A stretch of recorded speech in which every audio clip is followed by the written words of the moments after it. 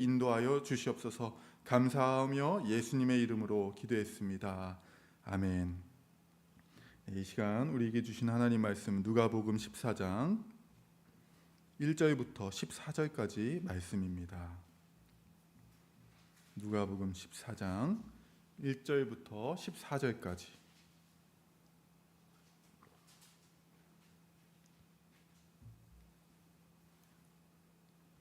누가복음 14장 1절부터 14절, 저 한 절 여러분 한 절 교독하겠습니다. 안식일에 예수께서 한 바리새인 지도자의 집에 떡 잡수시러 들어가시니 그들이 엿보고 있더라. 예수께서 대답하여 율법 교사들과 바리새인들에게 이르시되 안식일에 병 고쳐주는 것이 합당하냐 아니하냐.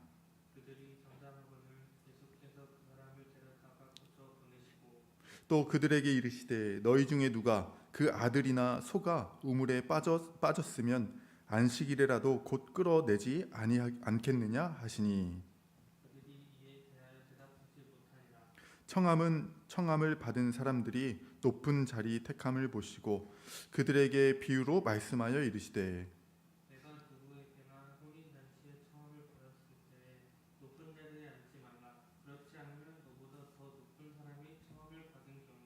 너와 그를 청한 자가 와서 너더러 이 사람에게 자리를 내주라 하리니 그때에 네가 부끄러워 끝자리로 가게 되리라.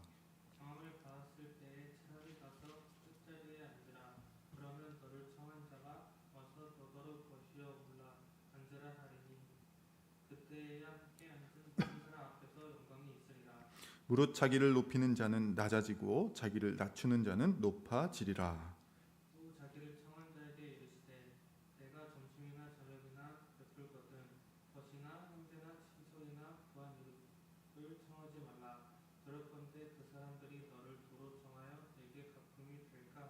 잔치를 베풀거든 차라리 가난한 자들과 몸 불편한 자들과 저는 자들과 맹인들을 정하라.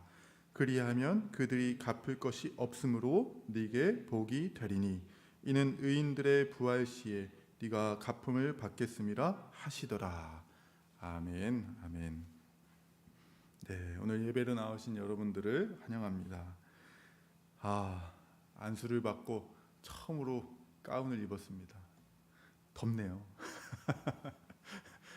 다들 목사님들이 가운 입으시면 덥다고 하셨는데 오늘 또 우리 은서 축복기도 하려고 가운을 처음 입었습니다. 잘 오셨고 또 온라인으로 예배드리시는 여러분들도 하나님께서 은혜 주시기를 원합니다. 말씀을 보면 지금 누가복음 14장 다루고 있고 계속 어떤 흐름이 이어지냐면 회개하라라는 가르침이 이어지고 있어요. 회개하라. 그때 지난 시간에 보니까요, 어떤 한 사람이 예수님께 와서 묻습니다. 예수님, 구원받는 자가 적습니까? 또 반대로 얘기하면 구원받는 자가 많습니까? 이렇게 물어보는 것이죠. 그때 예수님의 답변은 무엇입니까? 좁은 문으로 들어가라. 하나님 나라에 들어가는 구원받는 이 문이요, 넓은 문이 아니라 좁은 문이라는 거예요. 그러니까 사실상 그 대답이 무엇입니까? 구원받는 자가 적다라는 것이죠. 들어가고자 하나 들어가지 못하는 자가 많을 것이다. 여기서 참 중요했던 것은 그렇습니다. 들어가고자 하는 관심조차 없고 들어가려고 하는 의욕이 없는 사람들이 못 들어간다는 우리가 당연히 아는데, 성경은 무엇에 대해서 얘기하냐면 들어가고자 하지만 못 들어간다라는 거예요.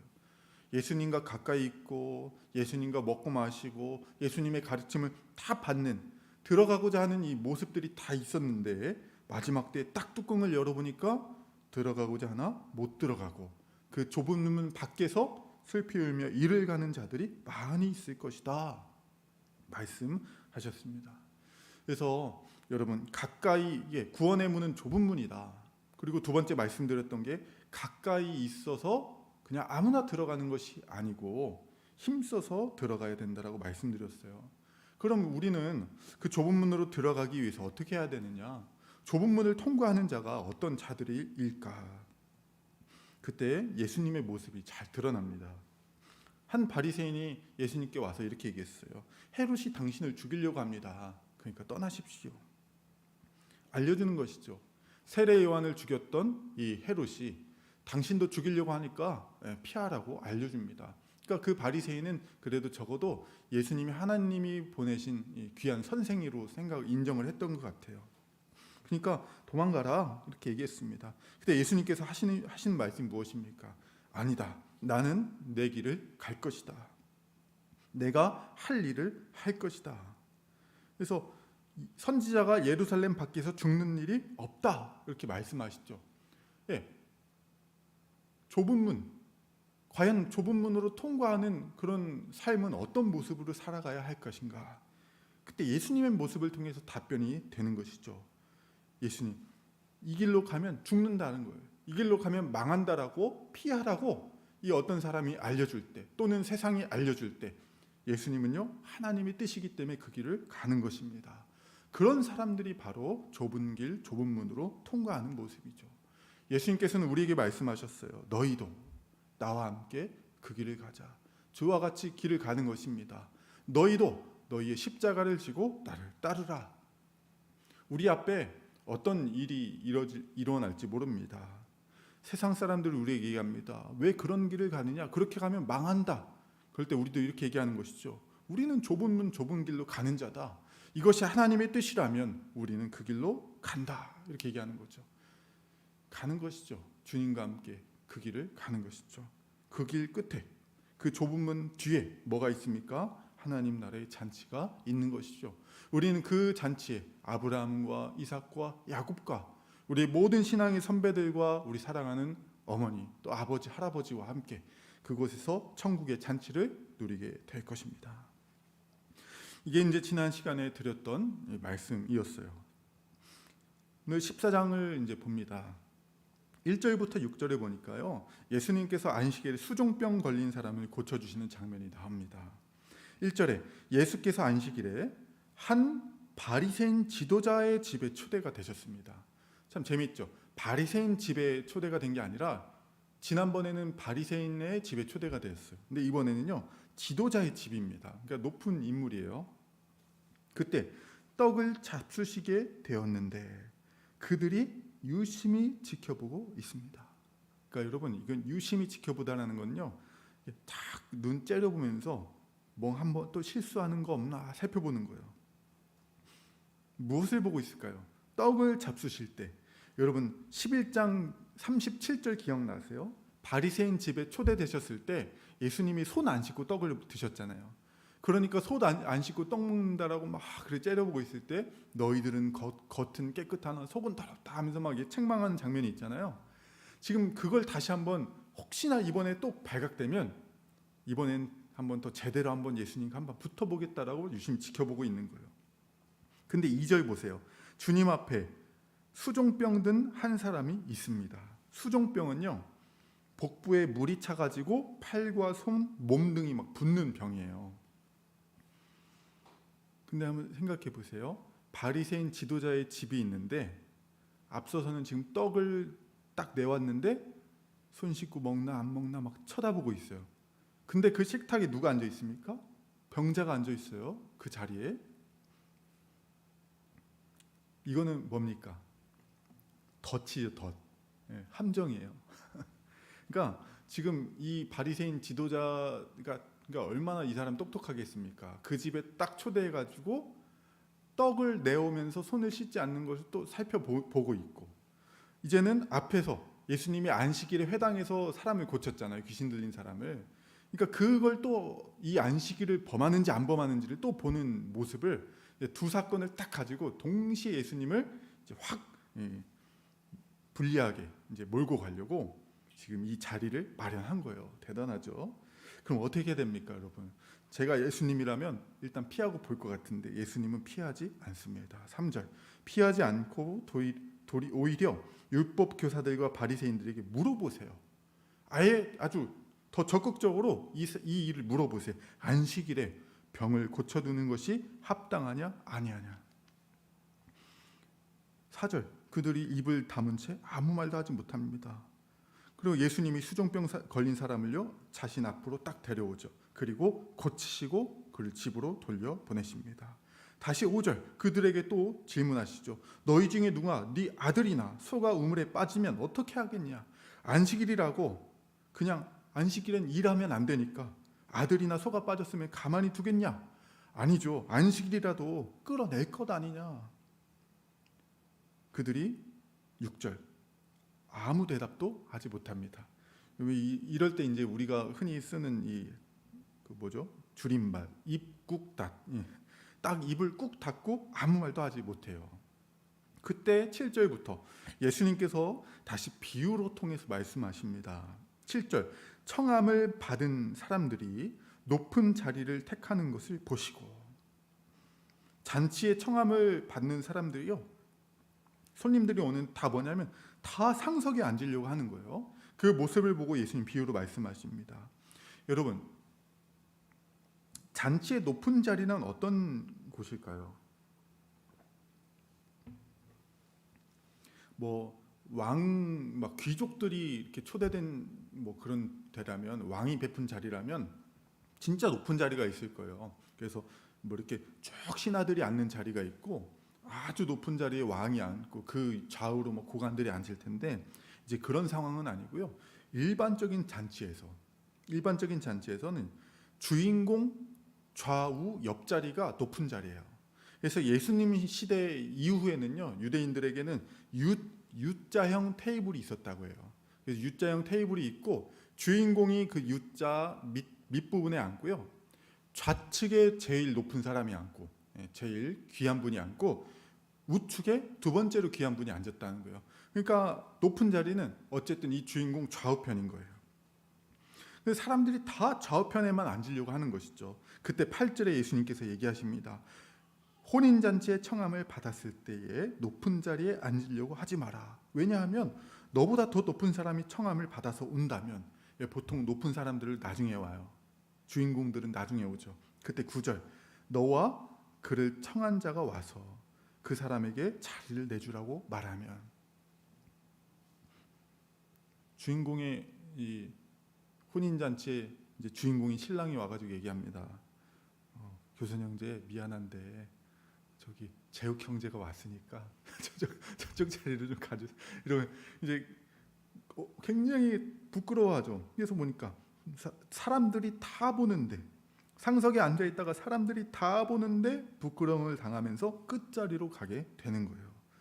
그러니까 예수님이 다시 얘기합니다. 청함 받았을 때 10절 차라리 끝자리에 앉아 있어라.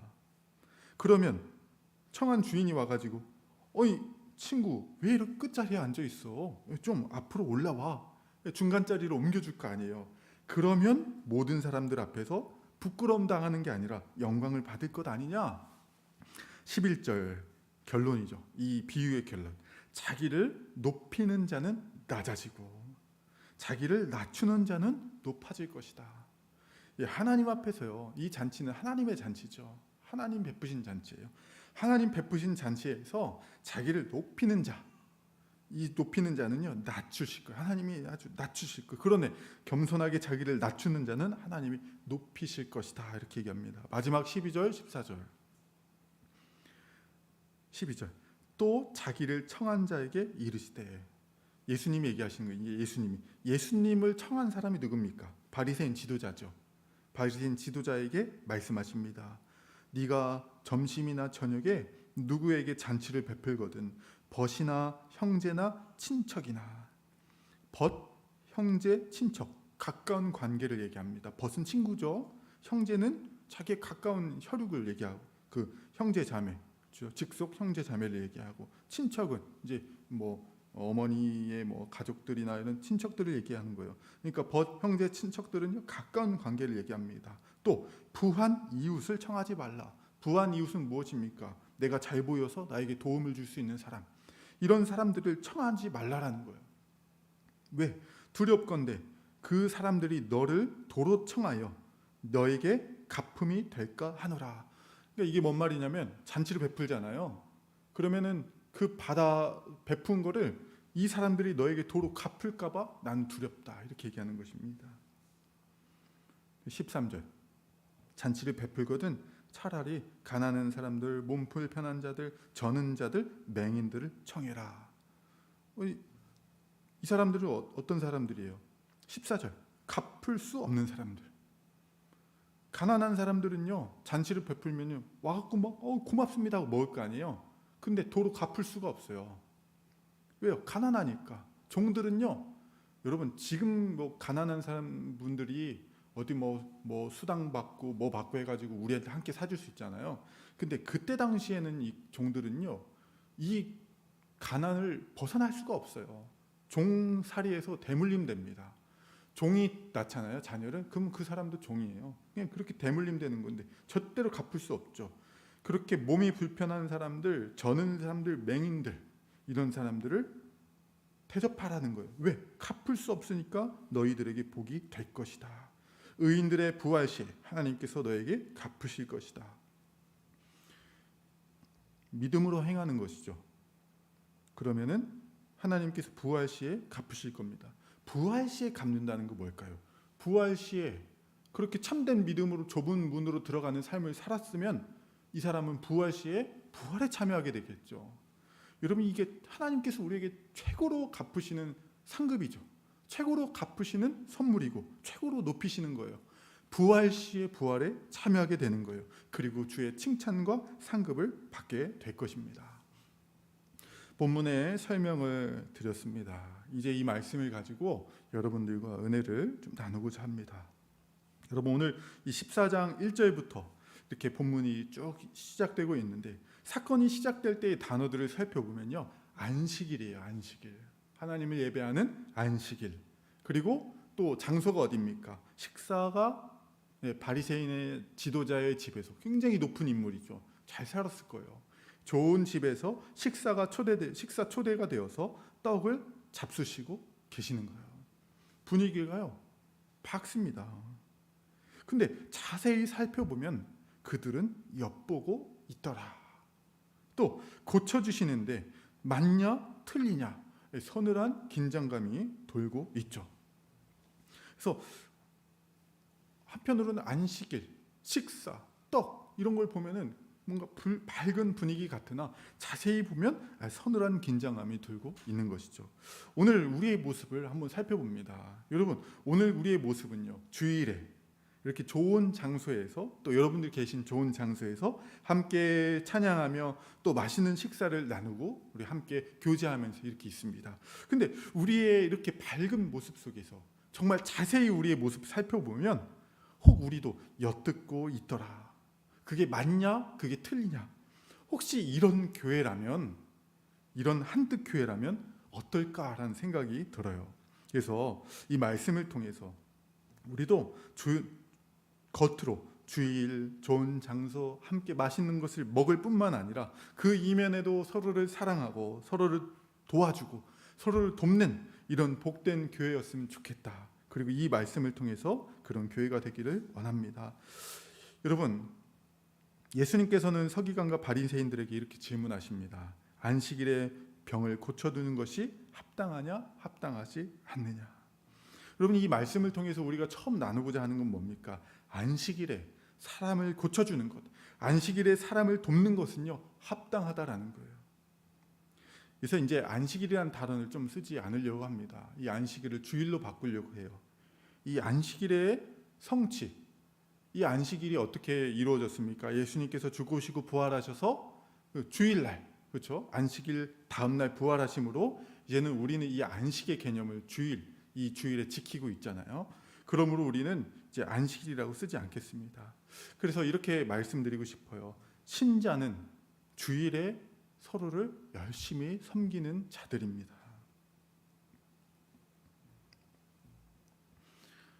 여러분, 주일을 거룩하게 지킨다, 그렇죠? 안식일을 거룩하게 지킨다라는 이 말인데, 이거를 우리는 이제 주일을 거룩하게 지킨다라고 얘기합니다. 또는 주일을 온전하게 지킨다 이렇게 얘기하죠. 그때 참 이 말이 많이 오해가 됩니다. 오해가 돼요. 그래서 어떻게 하냐면 주일에는요, 아무것도 하지 않고 오직 하나님께만 집중해야 된다. 이 외에는 아무 일도 하지 말아야 된다라는 생각을, 오해를 참 많이 합니다. 그래서 주일날 예배 시간 딱 맞춰서 가서 하나님 앞에 예배 딱 드리고, 그리고 축도 끝나면 바로 퇴근해가지고 그렇게 지내는 것을 주일날 예배 잘 드렸다, 주일을 거룩하게 잘 지켰다라고 생각한 사람들이 많습니다. 이거는요, 잘못된 가르침을 따르는 모습이고, 또 그 잘못된 가르침에 우리의 영적인 게으름이 합쳐진 결과물이에요. 왜 이런 오해가 생겼을까? 일단 안식일이란 단어를 한번 생각해 보면, 안식이란 단어가 멈추다, 그만하다, 쉬다라는 단어예요. 그래가지고 이 단어만 생각했을 때 멈춰야 된다, 쉬어야 된다, 아무것도 하지 말아야 된다라고 생각하기도 합니다. 그런데 정말 안식일이 우리가 아무것도 하지 않는 날인가 한번 생각해 봐야 되는 것이죠. 먼저 처음 안식이란 단어가 나온 그 부분을 생각해 볼 때 창세기 1장 2장에서 안식이란 단어가 나옵니다. 하나님께서 첫날부터 여섯째 날까지 하나님의 나라를 창조하셨죠. 이렇게 외우죠. 첫날 빛, 두 번째 날 궁창, 세 번째 날 땅, 그리고 네 번째 날 해, 달, 별, 이 다섯째 날 물, 그리고 여섯째 날에 사람을 이제 만드셨어요. 그래서 뭐 빛궁 땅, 해물사 이렇게 외웁니다. 근데 창세기 2장 1절부터 2절에 하나님이 일곱째 날에 하시던 일을 멈추시고 안식하셨다, 이렇게 안식이란 단어가 처음 등장하게 됩니다. 여러분, 여기서 안식은요, 하나님이 계획하신 그 모든 것을 뜻대로 다 이루시고 그 모든 일을 멈추셨다, 완성하셨다라는 것을 이야기하고 있습니다. 그러니까 여기서는요, 이제 힘들어, 아무것도 안 할래라는 의미가 아니라 모든 일을 잘 맞추시고 이제 다 완성되었다라는 의미를 우리에게 보여주는 것입니다. 그리고 나서 하나님이 어떻게 하셨습니까? 이제부터 일곱째 날에 손 딱 떼시고 힘들어, 동산 나무에 누우셔가지고 그냥 하루 종일 잠만 주무시는 게 아니라 그 뒤부터 어떤 일이 펼쳐지십니까? 하나님은 사람과 에덴 동산을 거느시면서 이 사람과 함께 교제하며 행복을 누리시고, 이 아담에게 이 동물들을 데리고 불러 모으셔서 야, 아담아, 한번 이 동물들의 이름을 지어보라 해서 명령하시고, 하나님이 그 아담과 함께 아담에게 맛있는 것들을 주시면서 함께 행복하게 지내는 모든 일들을 하나님이 7일 이후에 하시잖아요. 이런 모든 일들이 계속해서 이루어지는 것입니다. 그래서 여러분, 안식은 아무것도 안 하는 게 아니라 하나님이 완성하신 것이 다 계획대로 완성하셨고, 그 이후부터 모든 날들이 우리에게 안식으로 주어지는 것이죠. 그래서 1, 2, 3, 4, 5, 6 힘들게 일하고 7일째부터 7일날 딱 한 번 쉬고 다시 1, 2, 3, 4, 5, 6 힘들게 일하고, 이 타락 이후에 우리에게 들어온 개념이 아니라 원래 죄짓기 전에는 1, 2, 3, 4, 5, 6 하나님 완성하셨고 7일부터 8, 9, 10, 11, 1년, 10년, 100년, 만년 모든 날이 안식으로 이루어지는 것이 원래 안식이었습니다. 우리 편에서 한번 생각을 해봐도 창세기 1장 28절에 하나님이 그들에게 복주시며 하나님이 그들에게 이르시되 생육하고 번성하여 땅에 충만하라, 땅을 정복하라, 바다의 물고기와 하늘의 새와 땅에 움직이는 모든 생물을 다스리라 하시니라. 하나님은 우리에게 무엇을 명령하십니까? 복을 주시면서 아무것도 하지 말고 그냥 나무 밑에서 평생 잠만 자라 이렇게 얘기하시는 게 아니라 하나님 모든 세상을 완성하시고 안식하시면서 하시는 말씀이 충만하고 정복하고 다스리고, 하나님께서 이 모든 것을 경작하며 지키라라고 명령하시는 거예요.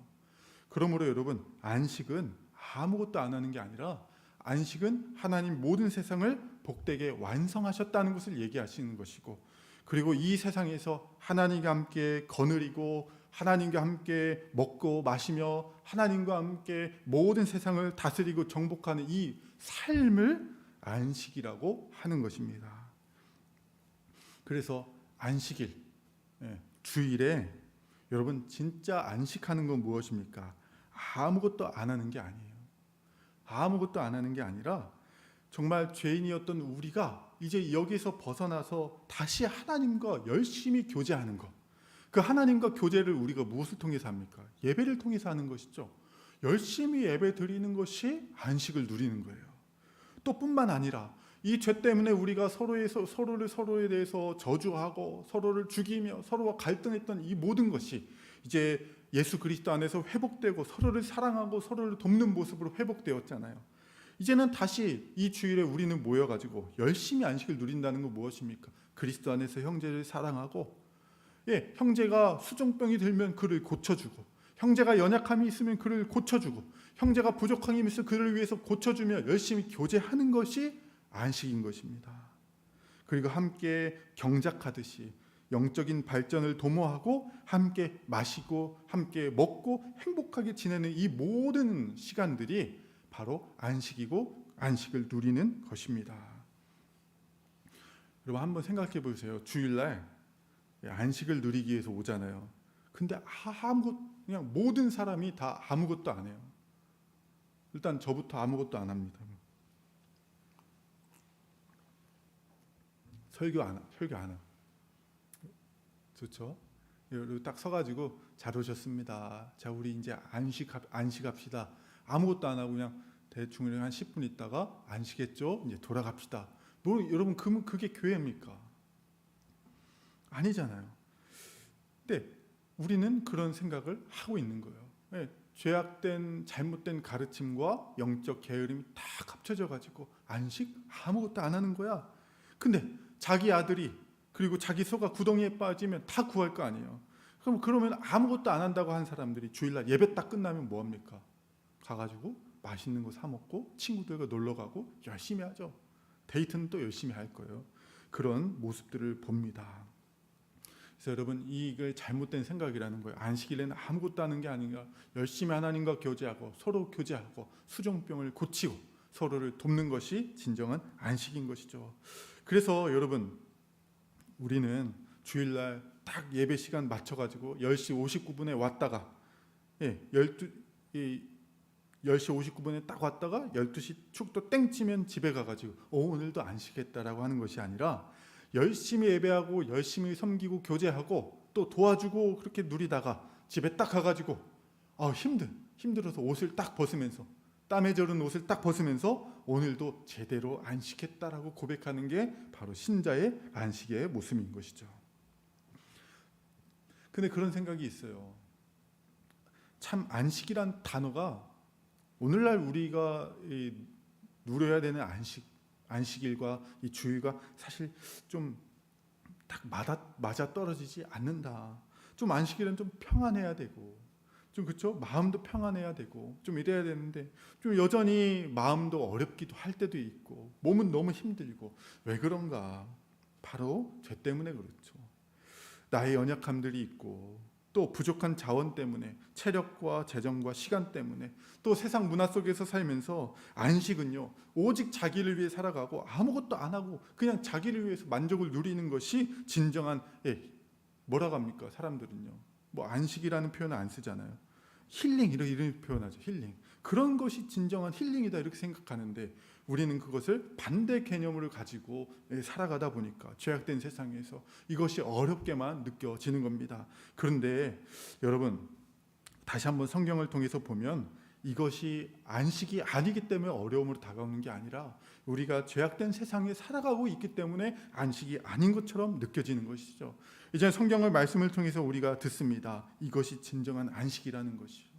하나님께 예배하고 서로 돕고 함께 이렇게 교제하는 이 모든 활동들이 죄악된 우리 때문에 힘들긴 하지만 그래도 이것이 진정한 안식이라는 것이고 이렇게 열심히 우리가 안식을 누리기 위해서 힘쓸 때에 하늘로부터 오는 또 서로를 통해서 오는 회복과 은혜가 풍성할 줄로 믿습니다.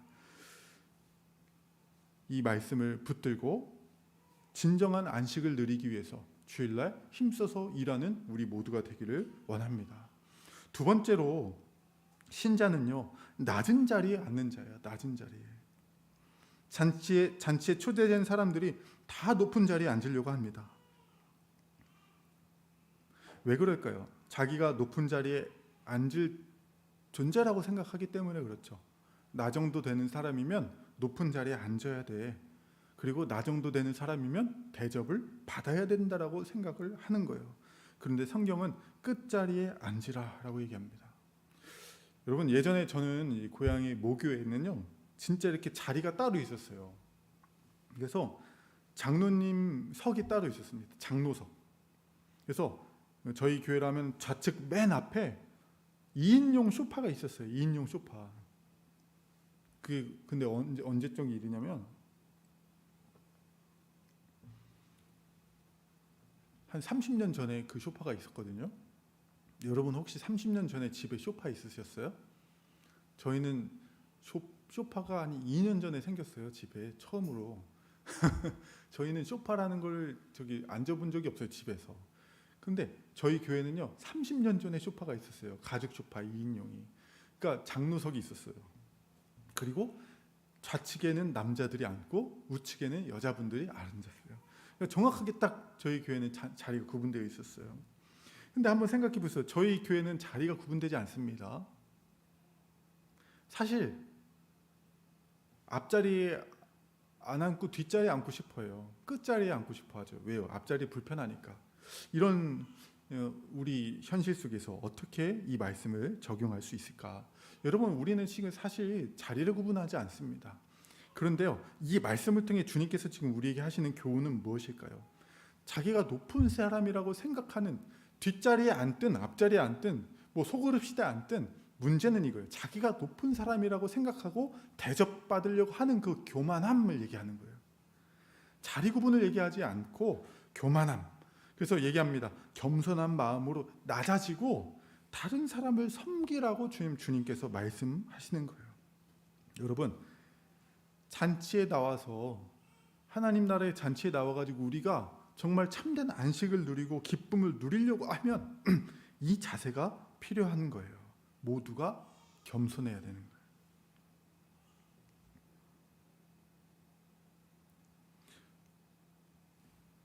사람들이 다 높은 자리 잔치, 주일날 잔치에 오는 거잖아요. 근데 주님께서 딱 보니까 뭐냐면 다 높은 자리에만 앉으려고 하는 거예요. 그러니까 나는 뭐고 나는 이렇고 나는 세상에서 이렇고 나는 교회 직분이 이렇고 다 높은 자리에 앉았어요. 그럼 여러분, 그 잔치에 기쁨이 있겠습니까? 절대 기쁨이 없습니다. 그래서 주님께서는 너희가 정말 안식을 누리기 위해서는 낮은 자리에 앉아야 된다라고 얘기하는 것이죠. 특별히 여러분, 지금 예수님은요 바리새인들과 서기관들과 함께 식사를 하고 있잖아요. 근데 사람들이 다 높은 자리에 앉으려고 하는 모습을 본다라는 거예요. 막 사람들이 몰려들고 있나 그런 게 아니에요. 그 사람들을 보고 비유로 말씀하시는 거죠. 그게 뭐냐면 바리새인들은요 자기들이 높다고 생각하는 거예요. 왜 높다고 해요? 자기네는 말씀을 잘 지킨다. 이런 일반 백성들보다 자기들은 말씀을 잘 지킨다. 그 교만함, 영적 교만함이 가지고 딱 높은 자리에 앉아 있는 거. 서기관들은요, 자기들은 율법을 잘 알아서 율법을 아주 줄줄줄 낭독한다. 그걸 가지고 말씀을 아는 것 가지고 높은 자리에 딱 앉아 있는 거예요. 직분, 뭐 말씀을 아는 것, 세상에서의 어떤 가진 것 이런 것 가지고 교회 안에도 여전히 높은 자리에 앉는 모습들이 있을 수 있다라는 거예요. 교만하여서 상석에 앉지 말고 겸손하게 낮은 자리에 앉아서 서로를 섬기라고 주님이 말씀하는 거예요. 이게 예수님께서 항상 우리에게 말씀하시는 예수님의 제자가 가져야 될 아주 핵심적인 덕목이라고 말씀하십니다. 에베소서 4장 2절. 에베소 4장은요 이렇게 얘기하죠. 성령께서 하나 되게 하신 것을 힘써 지키라. 1절에 얘기해요. 그러면서 2절에 얘기합니다. 모든 겸손과, 여러분, 온유와 그리고 오래 참음으로 사랑 가운데서 용납하라 이렇게 얘기하는데, 처음으로 우리에게 예수님께서 말씀하시는 게 뭐냐면 모든 겸손과 이렇게 얘기해요. 겸손과. 우리에게 제일 필요한 게 하나됨을 힘써 지키면서 참된 안식을 누리며 살아가기 위해 필요한 게 뭐냐면 겸손해야 된다는 거예요. 베드로전서 5장 6절. 그러므로 하나님의 능하신 손 아래서 겸손하라. 때가 되면 너희를 높이시리라. 겸손하라. 때가 되면 높이시리라. 우리에게 말씀하시는 건 겸손해야 되는 것이죠. 근데 어떻게 우리 같은 자가 겸손할 수 있을까?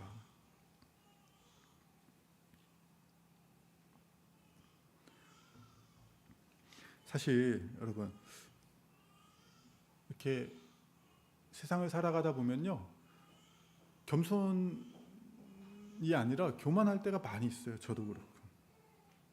근데 어떻게 겸손할 수 있을까? 우리는 이것을 분명히 생각하면 겸손할 수 있어요. 왜? 우리는 하나님 앞에서 살아가는 자들이죠. 사람들 앞에서 살아가면 사람들 앞에서는 우리가 자랑할 게 있어요. 저 사람들보다는 내가 또 좀 더 도덕적일 수 있고요. 저 사람보다 많이 배웠을 수 있고요. 저 사람들보다 좀 많이 가졌을 수 있어요. 그리고 저 사람보다 신앙을 더 오래 잘 했을 수도 있어요. 그런데 우리는 사람들 앞에서 평가받으면서 사람들 앞에 살아가는 존재들이 아니라 하나님 앞에 살아가는 자들이에요. 그렇다면 하나님 앞에서 자랑할 수 있는 게 있습니까? 하나님 앞에 자랑할 게 없어요. 하나님 앞에서는요, 우리가 조금 도덕적인, 조금 거룩한 자라고? 아니요. 하나님 앞에 서면 우리는 여전히 형벌받아 죽어야 마땅한 죄인인 거예요. 지금도 그냥 예수님의 보혈의 은혜를 딱 걷어가는 순간 우리는 당장 죽을 수밖에 없는 죄인인 거예요. 겸손의 보좌가 아니라 하나님 앞에 살아간다는 걸 정말 믿는다면 겸손할 수밖에 없는 거예요.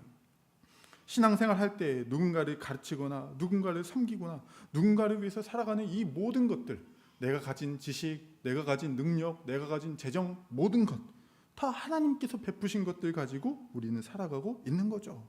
앞으로도 우리가 무엇인가를 이룬다면 그 모든 것 다 하나님 것으로 하는 것이기 때문에, 성령의 능력으로 하는 것이기 때문에 우리는 겸손할 수밖에 없는 거예요. 결정적으로 우리가 사랑하는 예수님, 우리가 닮고자 하는 예수님이 겸손의 왕이시기 때문에 우리는 겸손할 수밖에 없어요. 여러분, 예수님이 겸손하셨잖아요. 알고 계시죠? 예수님 겸손하신 거. 근데 예수님은요, 겸손하실 이유가 없어요. 우리는 겸손해야 돼요. 하나님 앞에서 우리는 겸손할 수밖에 없어요. 근데 예수님, 그 예수님이 겸손하신 예수님이라 하는데 예수님은 겸손할 이유가 없어요. 왜요? 예수님이 가지신 모든 것은 예수님 거예요. 그의 능력, 그의 지식, 그의 모든 이루신 사역 다 그가 이루신 거예요. 세상을 가지신 하나님이신 예수님, 그 모든 지혜가 예수님 것이고 그 모든 힘이, 그 능력이, 그리고 그 모든 이루신 구원이 예수님 스스로 다 순종하셔서 이루신 거예요. 예수님처럼 성경을 많이 아는 분 있습니까? 예수님처럼 율법을 온전하게 지킨 분 있습니까? 없죠. 그런데 여러분, 예수님은요, 성경을 그렇게 다 아시고 율법을 온전히 순종했는데 예수님은 완전히 겸손하셨어요. 겸손하실 이유가 없는 분이 겸손하셨어요. 낮아진 자리에 앉았습니다. 높은 자리를 앉으시는 게 아니라 예수님은 이 땅에 오셔서 낮은 자리에 앉으셨고 종이 되셨고 우리를 대신하여 십자가에 죽으셨어요. 그럴 이유가 하나도 없는 분이에요. 근데 우리는 그럴 이유밖에 없죠. 겸손해야 될 이유밖에 없어요.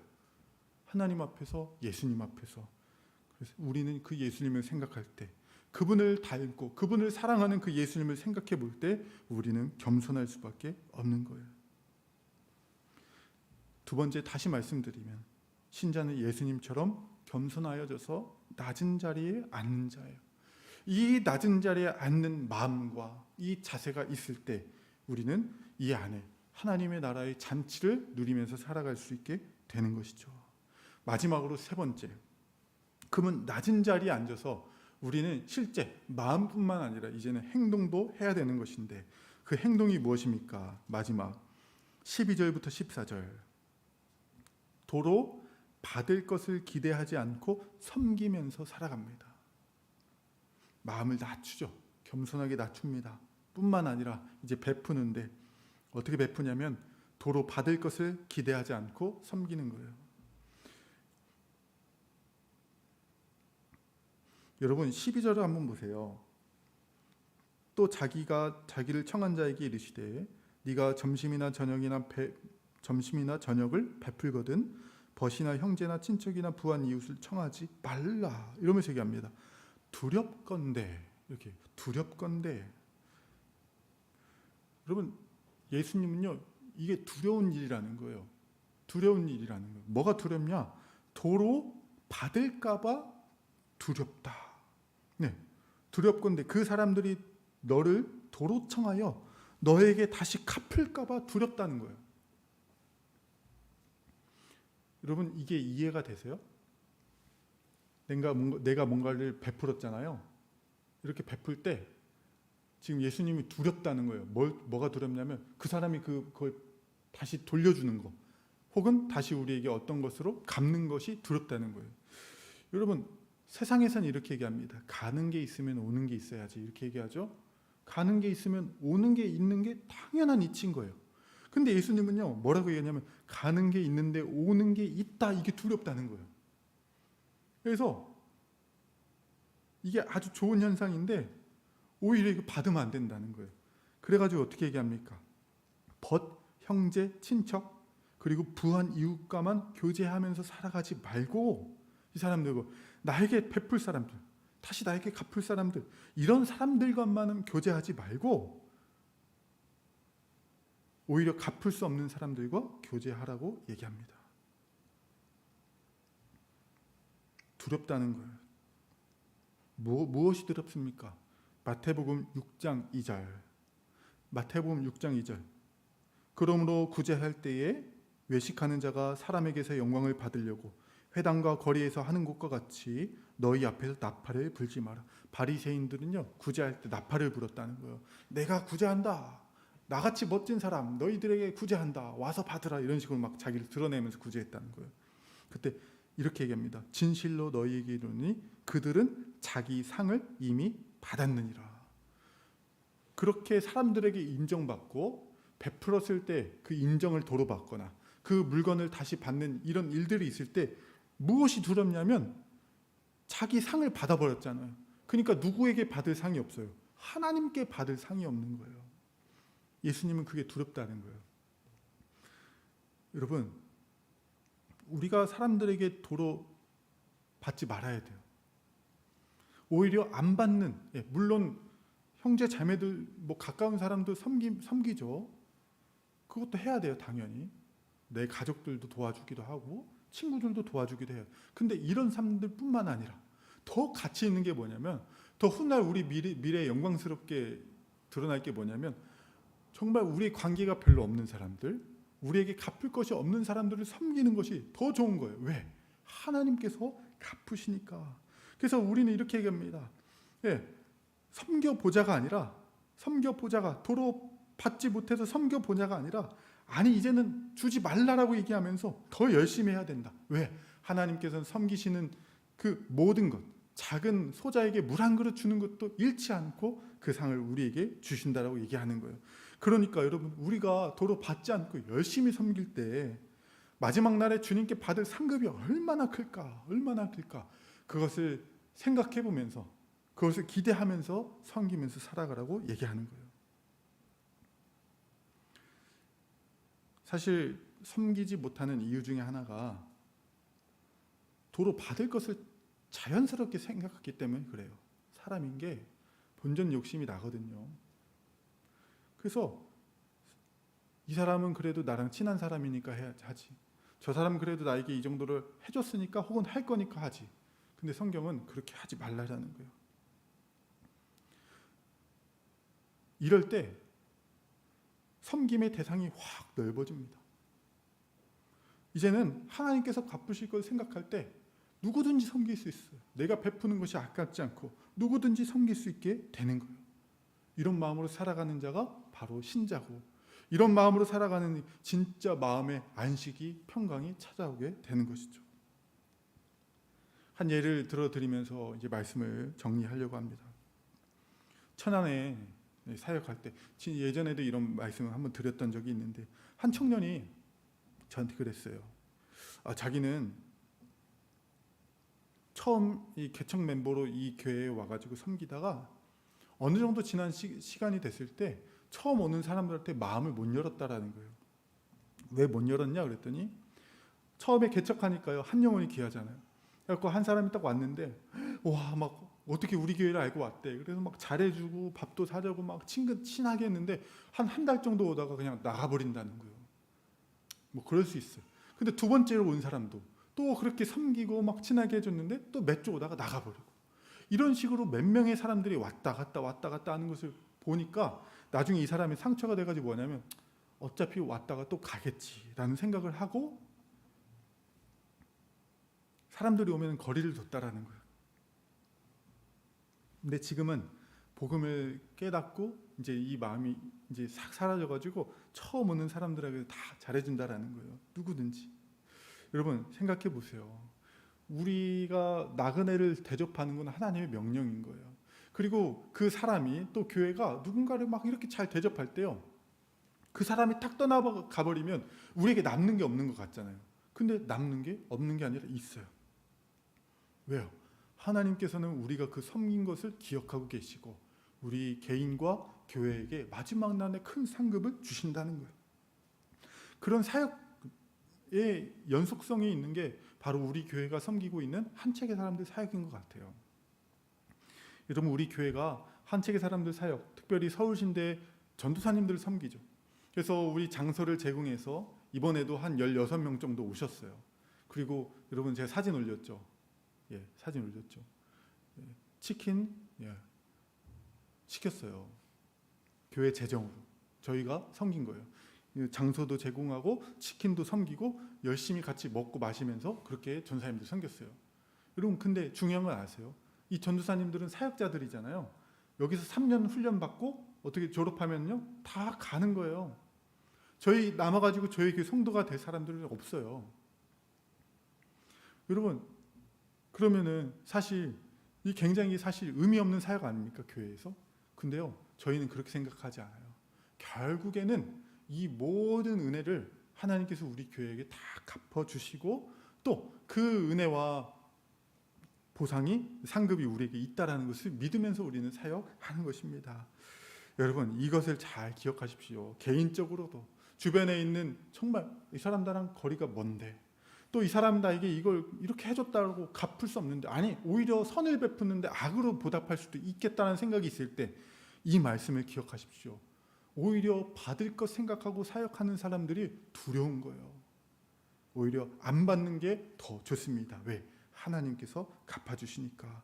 여러분, 이 말씀을 기억하면서 살아갈 때 우리가 낮아지면, 그렇죠? 낮아지면 주님은 우리를 높이실 거예요. 근데 우리가 높아지면 교만하고 아는 사람들만 섬기고 끼리끼리 친한, 이렇게 높아지면 하나님께서 우리를 낮추실 거예요. 여기 낮춘 자는 건요, 그 사람은 좁은 문 좁은 길로 가는 사람이 아니고 구원 받을 수 없다라는 얘기예요. 여러분, 우리가 참된 복된 신자의 길을 걸어가고 이 복을 누리면서 살아가는 우리 모두가 되기를 간절히 원합니다. 기도하겠습니다. 하나님, 감사합니다. 귀한 말씀 주셔서 하나님의 은혜를 다시 누리며 생각할 수 있게 하시니 감사합니다. 안식은 아무것도 안 하는 것이 아니라 정말 하나님께서 처음 창조하셨을 때 그 세상의 모습을 다시 우리 가운데 구현하면서 하나님을 예배하고 서로 돕고 서로 고치면서 도와주면서 살아가는 이 모습이라는 것을 다시 알게 하시니 감사합니다. 그 복을 누리기 위해서 우리가 겸손하게 낮아지게 하여 주시고, 좀 알고 있는 것 가지고, 좀 다른 사람보다 괜찮게 산 것 가지고, 많이 가진 것 가지고 높아진 것이 아니라 우리를 낮추게 하여 주시고, 이 낮은 마음으로 누군가를 섬기면서 도와갈 때에 친한 사람들, 가까운 사람들, 나랑 마음 만나는 사람 섬기는 사람들이 아니라 정말 가깝지 않더라도 나에게 도로 갚지 못할 사람이라도 주님의 명령하신 대로 열심히 섬기면서 마지막 날에 주님이 높여주셔서 그 잔치에서 상급으로 보답받는 우리 모두 될 수 있게 인도하여 주시옵소서. 이 귀한 말씀으로 우리를 인도하여 주신 주님께 감사와 찬양을 올려드립니다. 모든 말씀 예수님의 이름으로 감사하며 기도했습니다. 아멘.